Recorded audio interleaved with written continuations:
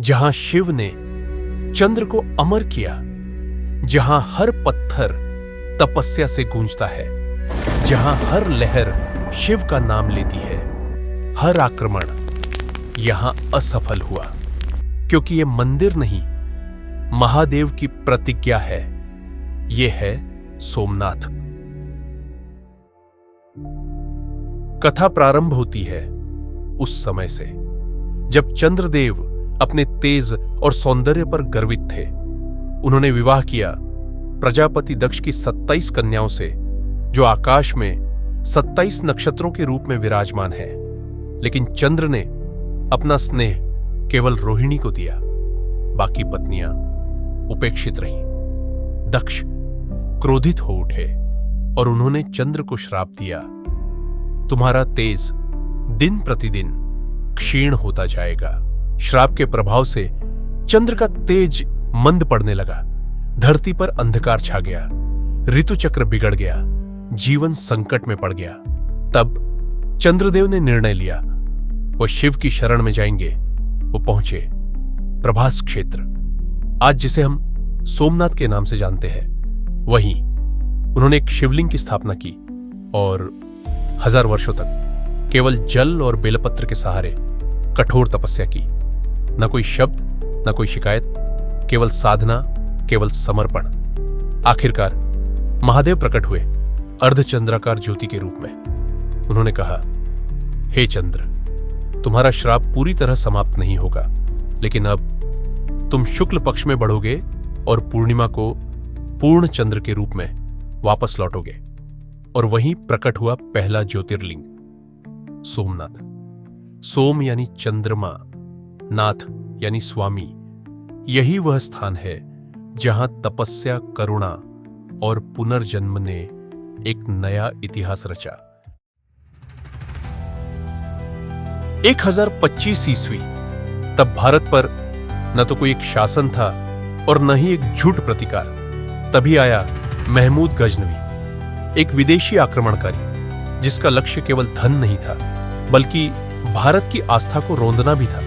उसका निशाना बना प्रभास क्षेत्र का सोमनाथ मंदिर, एक ऐसा स्थान जहां चंद्रदेव ने तप किया था, जहां शिव स्वयं ज्योति के रूप में प्रकट हुए थे।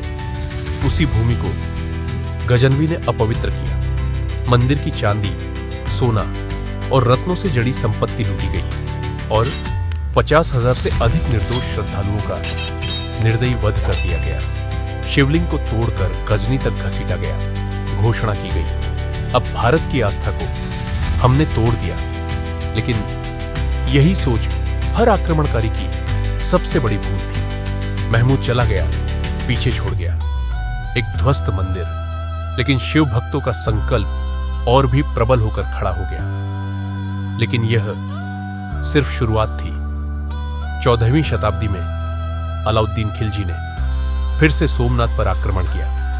मंदिर को जला दिया गया, शिवलिंग को अपमानित किया गया। 15वीं शताब्दी में मुजफ्फर शाह ने मंदिर को तीसरी बार नष्ट किया। भक्तों को मारा गया, शिल्पकारों को बंदी बनाया गया और 17वीं शताब्दी में औरंगजेब ने इसे काफिरों का केंद्र कहकर एक बार फिर मिटाने का प्रयास किया।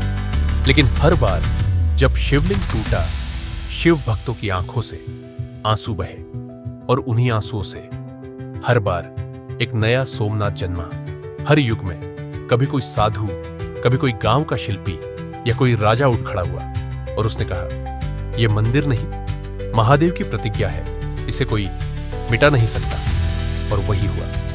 सोमनाथ हर युग में टूटा, हर युग में और भी भव्य बनकर लौटा। यह कोई साधारण ढांचा नहीं था, यह था भारत की आत्मा का प्रतिबिंब। यह था शिव की उपस्थिति का प्रमाण। और हर बार यह भारत के जनमन के संकल्प की परीक्षा बना, जो हर बार उत्तीर्ण हुई। 1947 भारत को स्वतंत्रता मिली, लेकिन सोमनाथ का मंदिर खंडहर बन चुका था। शिव का वह धाम जहां कभी चंद्रदेव ने तपस्या की थी, अब वीरान पड़ा था। तब आगे आए भारत के लौह पुरुष सरदार वल्लभ भाई पटेल, उन्होंने संकल्प लिया, सोमनाथ फिर से खड़ा होगा। महात्मा गांधी ने कहा, इस कार्य में सरकार की नहीं, जन जन की आस्था होनी चाहिए। और तभी एक राष्ट्रभक्ति भक्ति से एक दिव्य पुनर्जन्म की शुरुआत हुई। मुंशी ने जिम्मा उठाया। प्रभाशंकर सोमपुरा ने वास्तु का मार्गदर्शन किया। पारंपरिक नागर शैली में नव निर्माण शुरू हुआ। पत्थर पर फिर से हथौड़े चले, शिल्प में फिर से श्रद्धा जगी।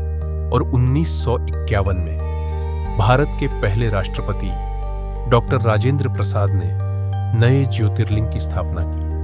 शिव फिर से प्रतिष्ठित हुए और सोमनाथ फिर से अमर हो गया। आज सोमनाथ सिर्फ एक मंदिर नहीं है, यह एक ऊर्जा है, एक अनुभूति है। यहां हर लहर शिव का नाम लेकर लौटती है, हर प्रार्थना शिव के चरणों तक पहुंचती है। सुबह की आरती हो या संध्या की शांति, यहां हर क्षण में दिव्यता बसी है।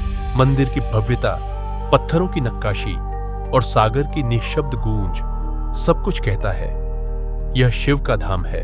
श्रद्धालु यहां आते हैं शांति पाने, शक्ति पाने और स्वयं को शिव में विलीन करने।